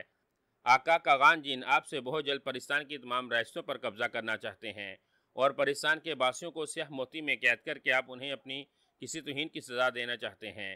اس نے مجھے بتایا کہ آپ پرستان کو ساری رایا کو سیاہ موتی میں بند کر کے 1000 کے لیے کالی وادی کی کالی دلدل میں پھینک دیں گے۔ اس طرح رایا بھوکی پیاسی کالی دلدل میں ہی پڑے رہے گی اور دلدل کا اندھیرا انہیں اس قدر کمزور اور لاغر کر دے گا کہ وہ سب کے سب آپ کے سامنے گھٹنے ٹیکنے پر مجبور ہو جائیں گے۔ پھر آپ انہیں دلدل اور سیاہ موتی سے نکال کر دوبارہ پرستان میں لے آئیں گے اور پرستان کے شہنشاہ بن جائیں گے۔ میں جانتی تھی کہ آپ واقعی ایک روز پرستان کے شہنشاہ بننے والے ہیں اور آپ پرستان کے بادشاہ اور رایا سے اپنی توہین کا بدلہ بھی لیں گے۔ اسی لیے مجھے یقین ہو گیا کہ واقعی کاجلی آپ کی بیٹی ہے اور میں نے اسے پتال کی سیاہ ہاک سے سیاہ موتی لا کر دے دیا، کیونکہ اس سیاہ موتی میں ایسی خاصیت ہے کہ پرستان کی 8 ریاستوں کو تو کیا 1000 ریاستوں کی کروڑوں رایا کو بھی آسانی سے بند کیا جا سکتا ہے۔ میں نے نہ صرف کاجلی کو سیاہ موتی دے دیا بلکہ اسے وہ منتر بھی بتا دیا کہ اس موتی سے کیسے کام لیا جا سکتا ہے اور پھر وہ سیاہ موتی لے کر چلی گئی۔ کچھ روز بعد وہ میرے محل میں آئی اور اس نے میری بڑی طاقتوں والی جادو انگوٹھی لے لی۔ میں یہی سمجھتی رہی کہ وہ واقعی آپ کی بیٹی ہے، اس لیے میں نے جادو انگوٹھی بھی اسے دے دی۔ وہ میرے پاس ابھی محل میں موجود تھی کہ آپ کا بلاوا آ گیا۔ چامڑی چڑیل نے تفصیل کے ساتھ ساری بات کغال جن کو بتائی تو کغال جن کی پیشانی پر لاتعداد شکنوں کا جال پھیل گیا۔ او یہ تو بہت برا ہوا، اس کا مطلب ہے کہ پرستان کی ساری رایا اور شہنشاہ ارجنگ دیو کو اس چکرباز پری نے سیاہ موتی میں بند کر دیا ہے اور اسے کہیں چھپا دیا ہے۔ اس نے تم سے تمہاری جادو انگوٹھی بھی لے لی تاکہ تم اپنی طاقتوں سے یہ نہ معلوم کر سکو کہ سیاہ موتی کہاں ہے، اور واقعی جادو انگوٹھی کے بغیر ہم کسی بھی صورت میں سیاہ موتی کے بارے میں کچھ معلوم نہیں کر سکتے کہ وہ کہاں ہے اور اس میں بند پرستان کی رایا کو کیسے باہر نکالا جا سکتا ہے۔ مگر وہ لڑکی کون تھی؟ کغال جن نے انتہائی پریشانی کے عالم میں کہا۔ وہ جو کوئی بھی تھی آقا، برحال وہ آپ کے بارے میں اچھی طرح سے جانتی تھی۔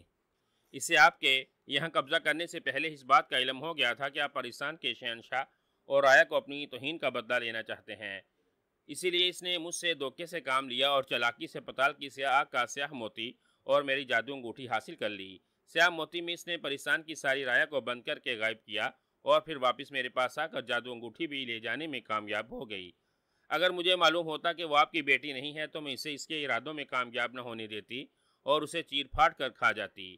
چامڑی چڑیل نے غصے سے ہونٹ چباتے ہوئے کہا، او نہیں، اب جب کہ وہ اپنے مقصد میں کامیاب ہو چکی ہے تو بیکار میں اپنا سر پیٹنے سے کیا فائدہ؟ میں اپنے مقصد میں کامیاب ہو کر بھی ناکام ہو گیا۔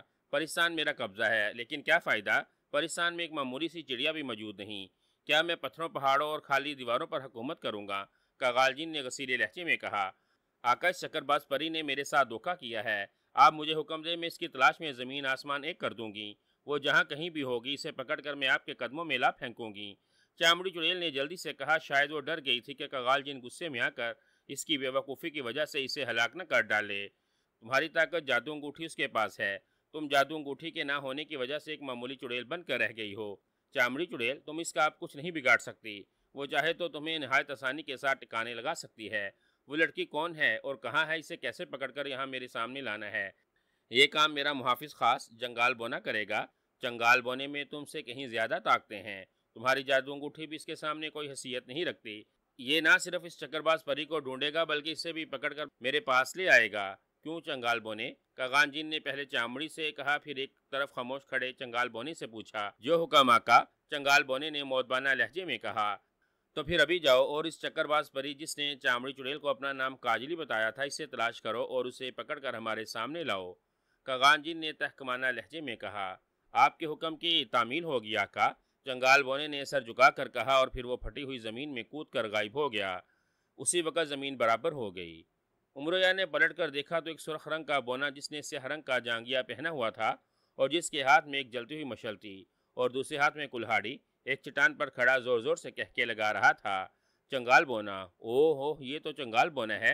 امرویا اس کو ہلاک کر دو، جلدی کرو۔ اگر مجھے یہاں سے لے جانے میں کامیاب ہو گیا تو تم مجھے زندگی بھر تلاش نہیں کر سکو گے اور پرستان کا نام و نشان ہمیشہ کے لیے ختم ہو جائے گا۔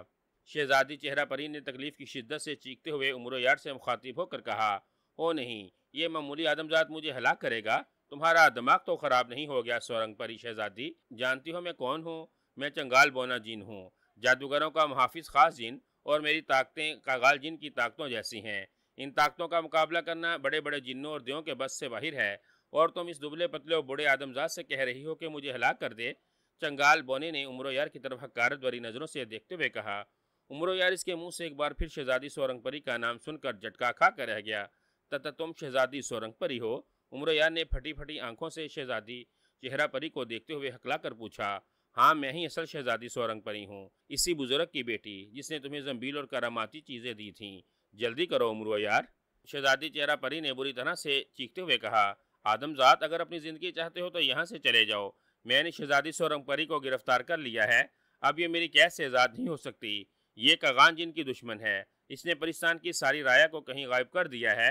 میں اسے اپنے آقا کے پاس لے جاؤں گا، وہ خود ہی سے معلوم کر لیں گی کہ اس نے پرستان کی رایا کو سیاہ موتی میں بند کر کے کہاں چھپایا ہے۔ چنگال بونے نے گرجتے ہوئے کہا۔ اس عجیب و غریب صورتحال اور اس کی باتوں سے امرویار کا ذہن بری طرح سے الجھ رہا تھا، کیونکہ ابھی تک اصل حقیقت اس کے سامنے نہیں آئی تھی کہ یہ سارا چکر کیا ہے۔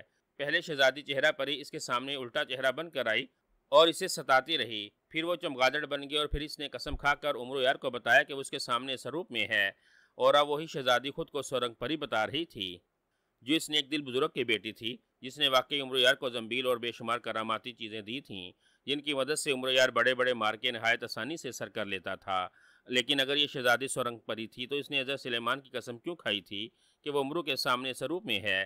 اگر اس نے جھوٹ کہا ہوتا تو اصول کے مطابق حضرت سلیمان کی قسم کھاتے ہی اسے جل کر راکھ ہو جانا چاہیے تھا۔ کیا سوچ رہے عمرو یار؟ جلدی کرو، چنگال بونا مجھے یہاں سے لے جانے کے لیے غیبی منتر پڑھ رہا ہے۔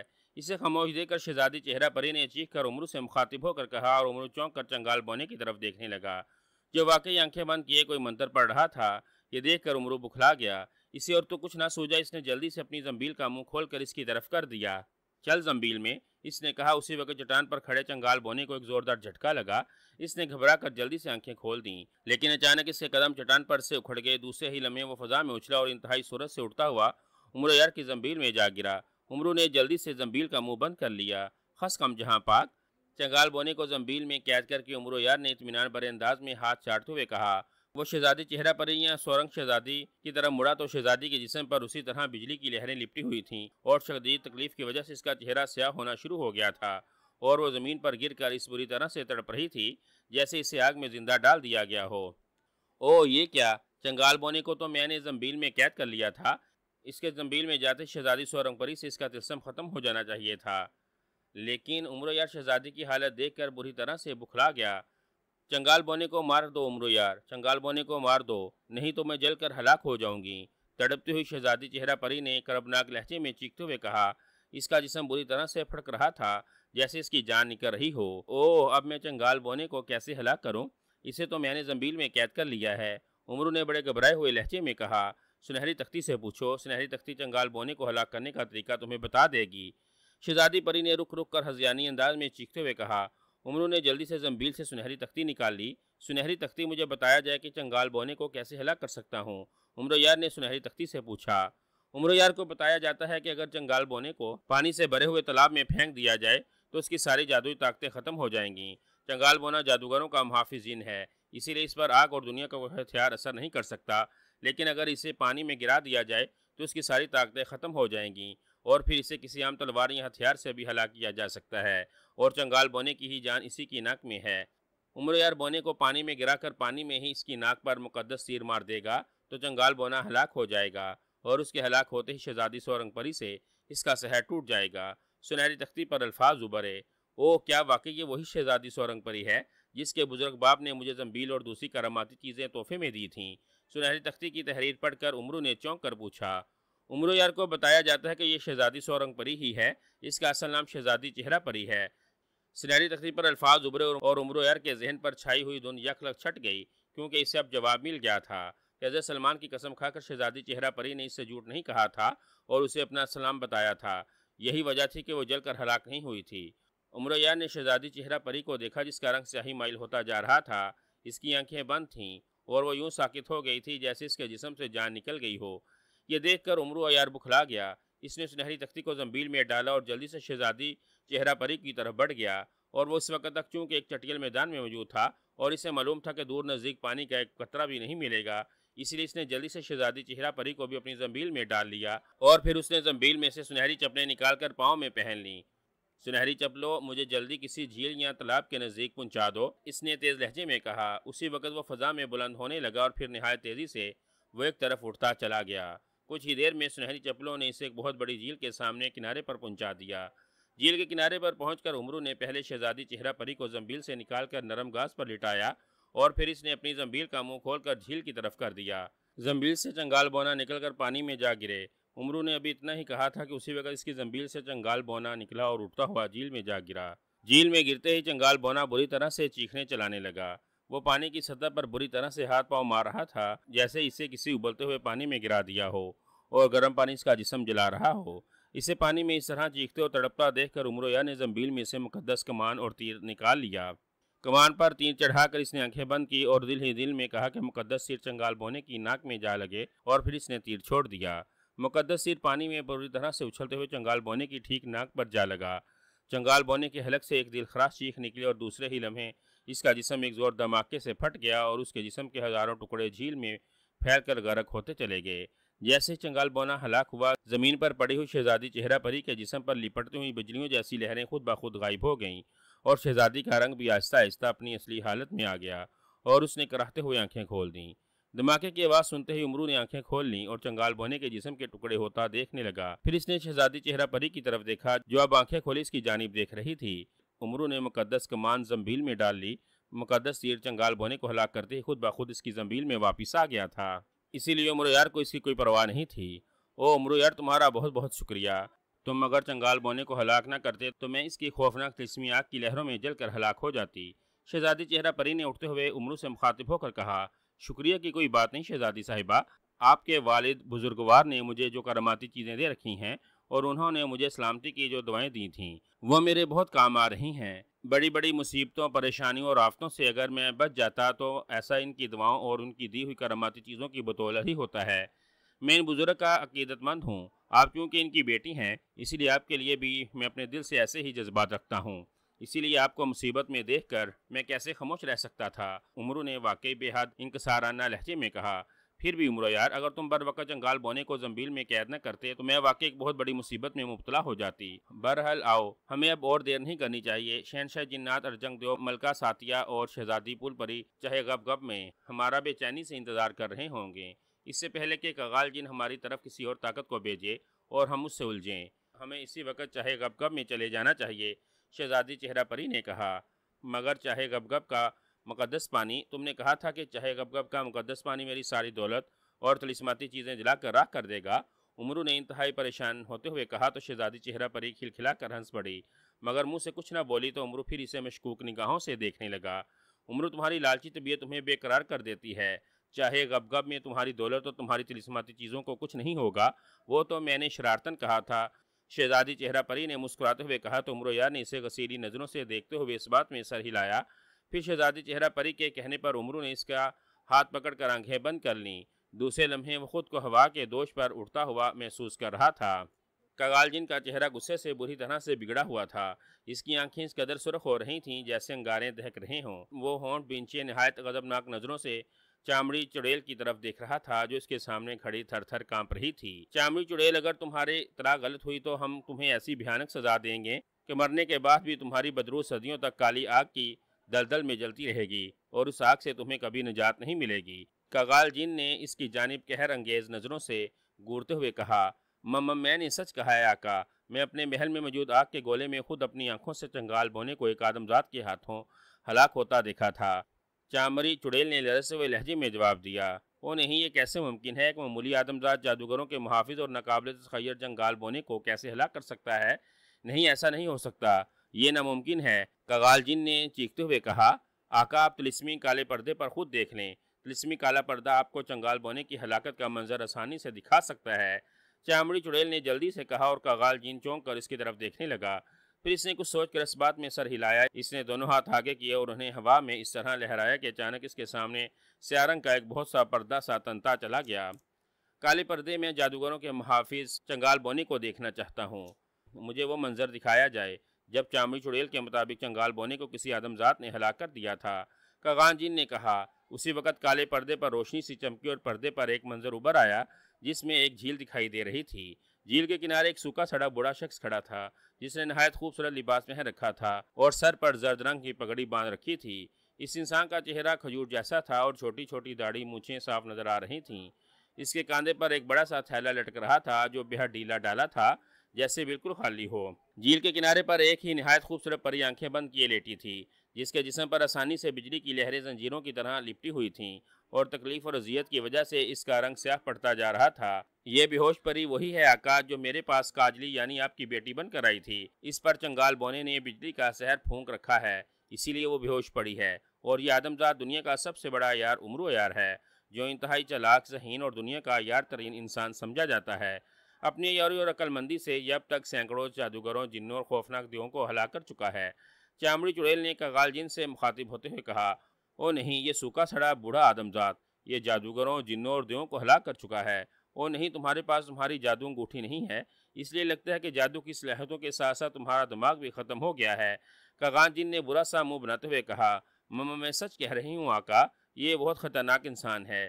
چامڑی چڑیل نے کہا۔ بکو مت۔ کغال جین گرایا اور چامڑی چڑیل بری طرح سے سہم گئی۔ کغال جین کی نظریں روشن پردے پر جمی ہوئی تھیں۔ اچانک سوکھے سڑے انسان نے اپنے تھیلے کا منہ کھول کر کچھ کہا تو اس تھیلے میں سے چنگال بونا نکل کر جھیل میں جا گرا اور بری طرح سے تڑپنے لگا۔ اوہ یہ کیا! اس بدبخت نے اپنے تھیلے میں چنگال بونے کو بند کر رکھا تھا اور اس نے چنگال بونے کو پانی میں کیوں پھینک دیا ہے؟ اوہ ہو چنگال بونا تو وہ پانی میں اس بری طرح سے تڑپ رہا ہے جیسے اسے آگ میں زندہ جلایا جا رہا ہو۔ اور یہ آدمزاد تیر کمان کیوں نکال رہا ہے؟ اوہ ہو اسے کیسے معلوم ہوا کہ چنگال بونے کو اس صورت میں مارا جا سکتا ہے کہ پہلے اسے پانی میں گرایا جائے پھر اس کی ناک پر تیر مارا جائے۔ اوہ یہ آدمزاد کہیں چنگال بونے کی ناک کا نشانہ تو نہیں لے رہا؟ کغان جن پردے پر منظر دیکھ کر بات بات پر اچھل رہا تھا، اور پھر جب اس نے عمر یار کی کمان سے نکلا ہوا تیر عین چنگال بونے کی ناک میں گھستا دیکھا تو اس کے ساتھ ہی چنگال بونے کا جسم دھماکے سے پھٹتے دیکھا تو اس کا دماغ سن ہو کر رہ گیا۔ جیسے ہی چنگال بونے کا جسم پھٹا اسی وقت پردہ تاریک ہو گیا۔ اوہ حیرت انگیز، انتہائی حیرت انگیز! مجھے یقین نہیں آ رہا کہ ایک معمولی آدمزاد چنگال بونے جیسے طاقتور جن کو آسانی سے مار سکتا ہے۔ نہیں، یہ حقیقت نہیں ہو سکتی، یہ ناممکن ہے۔ چنگال بونا نہیں مر سکتا۔ مگر کغان جن جیسے پاگلوں کی طرح چیخنے لگا۔ اسے اپنی آنکھوں پر یقین نہیں آ رہا تھا، حالانکہ اس نے اپنی آنکھوں سے چنگال بونے کو مرتے دیکھا تھا۔ کون ہے یہ آدمزاد؟ کون ہے؟ مجھے بتاؤ چامڑی چڑیل۔ عمرو یار کون ہے؟ اس نے میری سب سے بڑی طاقت کو ہلاک کر دیا ہے۔ میں اس بدبخت کو نہیں چھوڑوں گا۔ جب تک میں اسے چنگال بونے کی ہلاکت کا انتقام نہیں لوں گا مجھے چین نہیں آئے گا۔ مجھے بتاؤ کون ہے یہ آدمزاد اور اسے چنگال بونے کی ہلاکت کا راز کیسے معلوم ہوا؟ کغان جن نے بری طرح سے چیختے ہوئے کہا۔ اس کی آواز پھٹ گئی۔ غصے اور نفرت کی وجہ سے اس کا سیاہ رنگ اور زیادہ سیاہ پڑ گیا اور آنکھیں شعلہ اگلنے لگی تھیں۔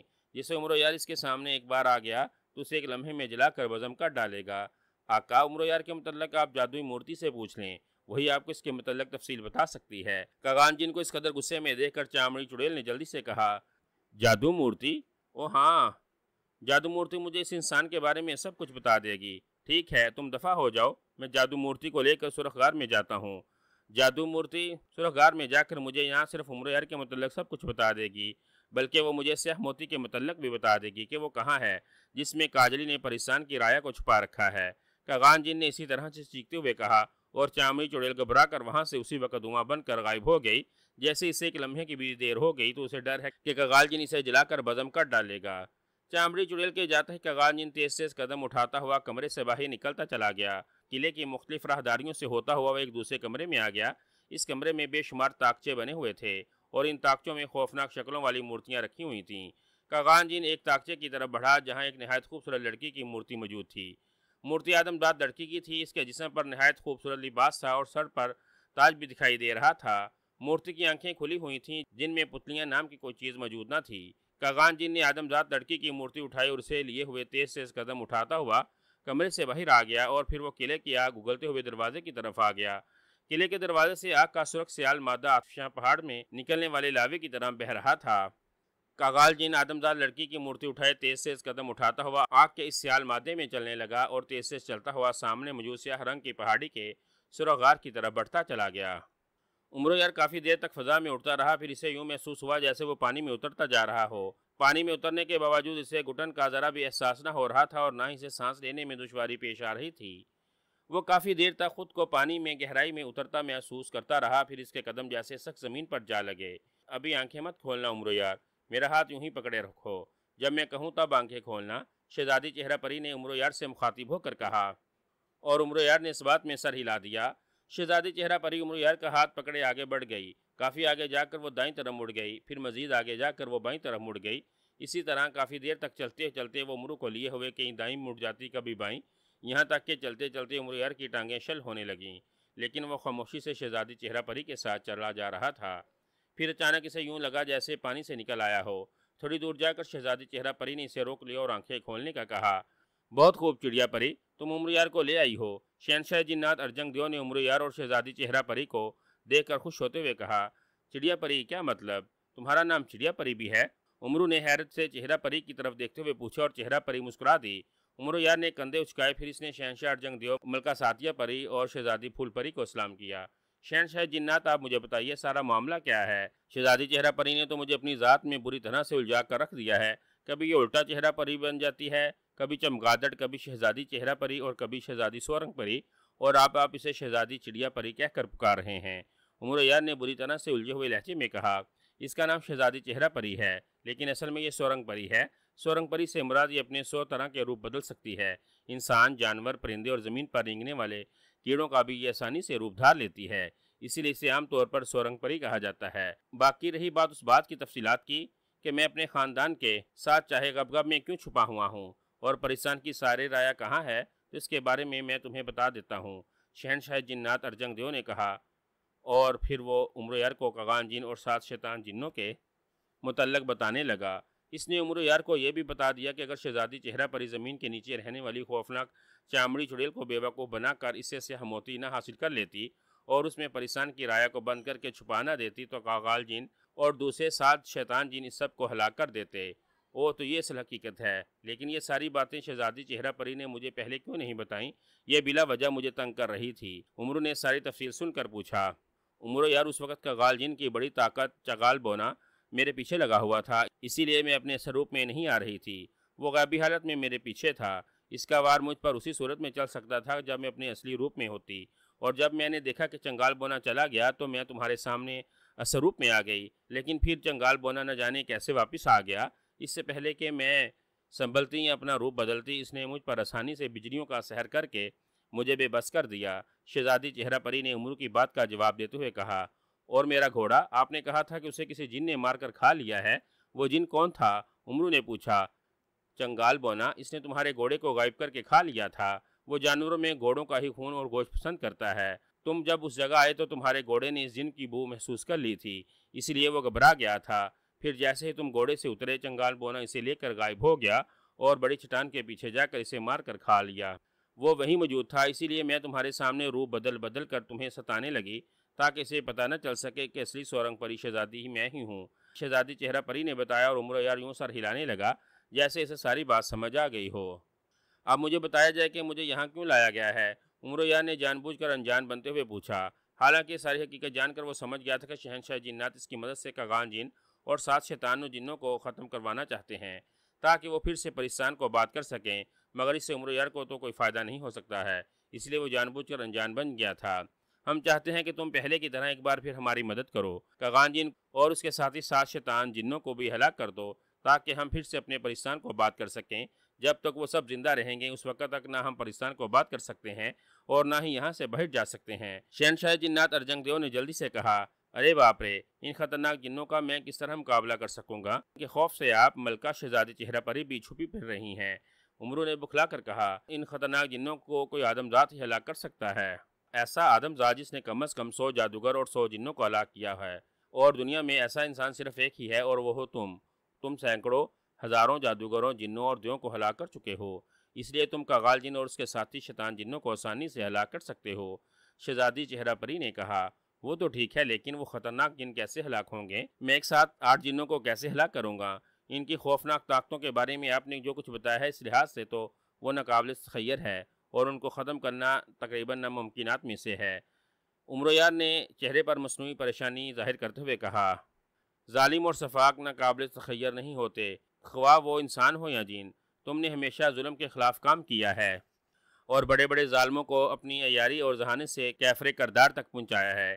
کاغان اور اس کے ساتھی جن واقعی بہت طاقتور اور خوفناک ہیں، لیکن انہیں ختم کیا جا سکتا ہے۔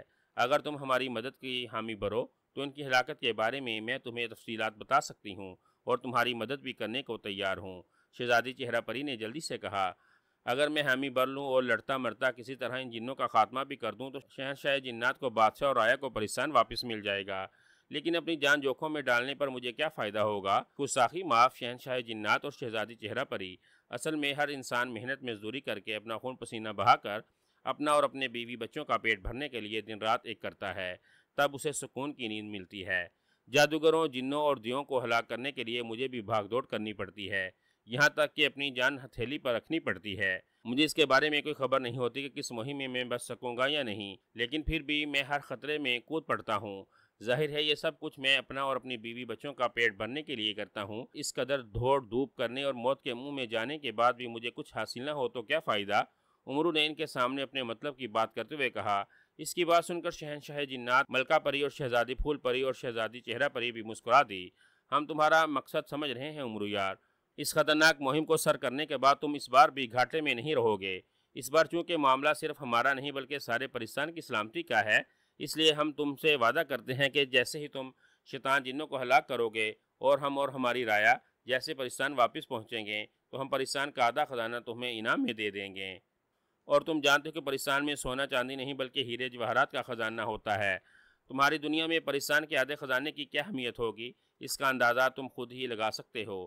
شہنشاہ جنات ارجنگ دیو نے مسکراتے ہوئے کہا، پرستان کا آدھا خزانہ؟ اوہ ہو، یہ تو واقعی میرے لیے بہت بڑا انعام ہے۔ پرستان کا آدھا خزانہ لے کر تو میں اپنی دنیا کی 100 ریاستوں کے بادشاہوں سے بھی زیادہ امیر کبیر ہو سکتا ہوں۔ امرو نے خوشی کے مارے اچھلتے ہوئے کہا۔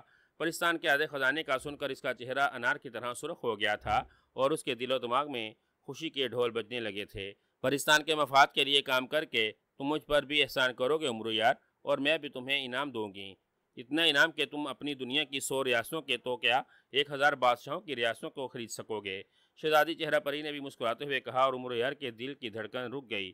وہ حیرت اور مسرت کے عالم میں شہزادی چہرہ پری کی طرف دیکھ رہا تھا۔ اس کا دل چاہ رہا تھا کہ وہ اسی خوشی میں دھڑم سے گرے اور بے ہوش ہو جائے۔ میں اتنے بڑے خزانوں کا سچ مچ مالک بن جاؤں گا، یا میرے کان بج رہے ہیں، یا پھر میں جیسے کوئی خواب دیکھ رہا ہوں، امرو نے خوشی سے کانپتے ہوئے لہجے میں کہا۔ پھر اس نے اپنی انگلی دانتوں تلے دبائی تو تکلیف کی وجہ سے اس کے منہ سے چیخ نکل گئی، کیونکہ خوشی کے عالم میں اس نے انگلی کو دانتوں سے زور سے چبا لیا تھا۔ میں جاگ رہا ہوں، میں کوئی خواب نہیں دیکھ رہا، اس نے خوشی سے اچھلتے ہوئے کہا، اور اس کی حرکت اور اس کی بات سن کر شہنشاہ جنات اور دوسرے سب ہنس پڑے۔ ہم یہ بھی جانتے ہیں کہ تم کوئی کام پیشگی انعام لیے بغیر نہیں کرتے، اس لیے نیک شگون کے لیے فی الحال یہ ہمارے ہار اور انگوٹھیاں رکھ لو۔ شہنشاہ جنات نے اپنے گلے میں موجود قیمتی ہیرے موتیوں والے ہار اور انگلیوں میں پہنی ہوئی بڑے بڑے ہیروں والی انگوٹھیاں اتار کر امرو یار کی طرف بڑھاتے ہوئے مسکرا کر کہا، اور امرو نے آگے بڑھ کر شہنشاہ جنات سے ہار اور انگوٹھیاں اس طرح جپٹ لیں جیسے بھوکا عقاب اپنے شکار پر جپٹتا ہے۔ شہزادی پھول پری اور ملکہ ساتیہ پری نے بھی اپنے قیمتی ہار اور انگوٹھیاں اتار کر امرو کو پیشگی انعام کے طور پر دے دی۔ نیک شگون کے طور پر اتنا کچھ لے کر امرو یار کی باتیں کھل پڑی تھیں اور اس کا دل چاہ رہا تھا کہ وہ خوشی کے مارے ناچنا شروع کر دے۔ شہزادی صاحبہ، نیک شگون کے طور پر اگر آپ بھی کچھ دے دیں تو؟ امرو نے لالچی نظروں سے شہزادی چہرہ پری کے گلے میں موجود قیمتی ہاروں اور اس کے ہاتھ میں موجود زرنگار کڑوں کو دیکھتے ہوئے کہا۔ اس کا لالچ دیکھ کر وہ سب کھلکھلا کر ہنس پڑے۔ شہزادی چہرہ پری نے بھی ہنستے ہوئے اپنی قیمتی ہار، انگوٹھیاں اور کڑے اتار کر امرو یار کو دے دیے، جسے امرو یار نے جھپٹ کر اپنی زنبیل میں ڈالنے میں ذرا بھی دیر نہ لگائی تھی۔ اب مجھے جلدی جلدی بتائیے کہ میں 8 شیطان جنوں کو کس طرح ہلاک کر سکتا ہوں، اور اس کے لیے مجھے کیا کرنا ہوگا؟ امرو نے جلدی سے پوچھا۔ آؤ میرے ساتھ، پہلے میں کغال جن اور اس کے دوسرے شیطان جنوں کو تمہیں دکھا دوں، اس کے بعد میں تمہیں بتاؤں گی کہ ان کو کیسے ہلاک کرنا ہے۔ شہزادی چہرہ پری نے سنجیدہ ہوتے ہوئے کہا، اور امرو یار نے اس بات میں سر ہلا دیا۔ شہنشاہ جنات ارجنگ دیو، ملکہ اور شہزادی پھول پری سے اجازت لے کر اس نے انہیں سلام کیا اور پھر شہزادی چہرہ پری کے کہنے پر اس کا ہاتھ پکڑ کر آنکھیں بند کر لیں۔ کاغال جن سرخ آنکھ کے بہتے ہوئے لاوے میں سے گزرتا ہوا جیسے ہی سیاہ پہاڑ کی سرخ غار میں آدمزاد لڑکی کی مورتی کو لے کر داخل ہوا، دائیں طرف دیوار پر ایک آدمزاد کا بڑا سا چہرہ نمودار ہوا، جو حیرت سے منہ کھولے اور پھٹی پھٹی آنکھوں سے کاغال جن کی طرف دیکھ رہا تھا۔ او، یہ تو اسی آدمزاد کا چہرہ ہے جس نے چنگال بونے کو ہلاک کیا تھا، یہ یہاں کیسے آ گیا؟ امرو یار کے چہرے کو دیکھ کر کاغال جن نے ٹھٹکتے ہوئے اور حیرت سے چیختے ہوئے کہا۔ اسی لمحے غار کی دیوار پر سے امرو یار کا چہرہ غائب ہو گیا۔ یہ کیا؟ یہ چہرہ کہاں چلا گیا؟ کاغال جن نے حیرت سے چیختے ہوئے کہا اور اپنا ہاتھ دیوار پر زور زور سے مارنے لگا، لیکن غار کی دیواریں ٹھوس سرخ پتھروں کی بنی ہوئی تھیں۔ امرو یار کا چہرہ وہاں سے غائب ہو چکا تھا۔ کاغان جن خالی دیواروں پر ہاتھ مارتا ہی رہ گیا۔ یہ آدمزاد امرو یار کا چہرہ تھا آقا، وہ آپ کو کسی طلسماتی گولے میں دیکھنے کی کوشش کر رہا تھا۔ اس نے اپنی حفاظت کے لیے طلسماتی گولے پر ہاتھ نہیں پھیرا تھا، اس لیے اس کا چہرہ آپ کے سامنے آ گیا تھا۔ اب اس نے گولے پر ہاتھ رکھ لیا ہے، اسی وجہ سے اس کا چہرہ یہاں سے غائب ہو گیا، لیکن وہ بددستور آپ کو طلسماتی گولے پر دیکھ رہا ہے۔ کاغال جن کے ہاتھوں میں موجود آدمزاد کی مورتی نے کاغال جن کو مخاطب ہو کر بتایا، اور کاغال جن چونک کر اس کی طرف دیکھنے لگا۔ اوہ، تم زندہ ہو گئی ہو؟ کاغال جن نے چونکتے ہوئے کہا۔ آقا، آپ اس وقت کالے پہاڑ کے سرخ غار میں پہنچ چکے ہیں، اور میں سرخ غار میں ہی آ کر زندہ ہوتی ہوں، آدمزاد مورتی نے مسکرا کر جواب دیا۔ او ہاں، میں آدمزاد کا چہرہ دیکھ کر پریشان ہو گیا تھا، اس لیے یہ بات بھول گیا تھا۔ اچھا، مجھے بتاؤ کہ آدمزاد امرو یار کون ہے، اور اس نے میرے جادوگروں کے محافظ چنگال بونے کو کیسے ہلاک کیا تھا؟ اس سے کیسے معلوم ہو گیا تھا کہ چنگال بونے کو پانی میں پھینک کر اس کی ناک پر تیر مارا جائے تو وہ ہلاک ہو سکتا ہے؟ کغال جن نے پریشانی کے عالم میں پوچھا۔ عمر یار دنیا کا سب سے بڑا یار اور خطرناک انسان ہے آقا۔ اپنی عیاری اور چلاکی سے وہ اب تک ہزاروں بڑے بڑے طاقتور جنوں اور جادوگروں کو ہلاک کر چکا ہے۔ دیکھنے میں وہ بالکل سوکھا سڑا اور کمزور سا انسان نظر آتا ہے، لیکن اس کی اخروٹ جیسی کھوپڑی میں دنیا جہاں کی عیاری اور مکاری بری ہوئی ہے۔ وہ ہر قسم کا ہتھیار چلانے سے ماہر ہے۔ اس کے پاس روشنی کی طاقتوں کے ایسے ایسے ہتھیار ہیں جن کے سامنے ہر قسم کا جادو اور جادو کے ہتھیار بھی اثر ہو جاتے ہیں، اور وہ ان مقدس ہتھیاروں سے جادوگروں، جنوں اور دیوں کو آسانی سے ہلاک کر لیتا ہے۔ مورتی نے کغال جن کو عمرو یار اور اس کے ہتھیاروں کے بارے میں بتاتے ہوئے کہا، او مگر وہ اپنے ہتھیار کہاں رکھتا ہے؟ میں نے کالے پردے پر اس کے ہاتھ میں ایک کمان اور تیر دیکھا تھا۔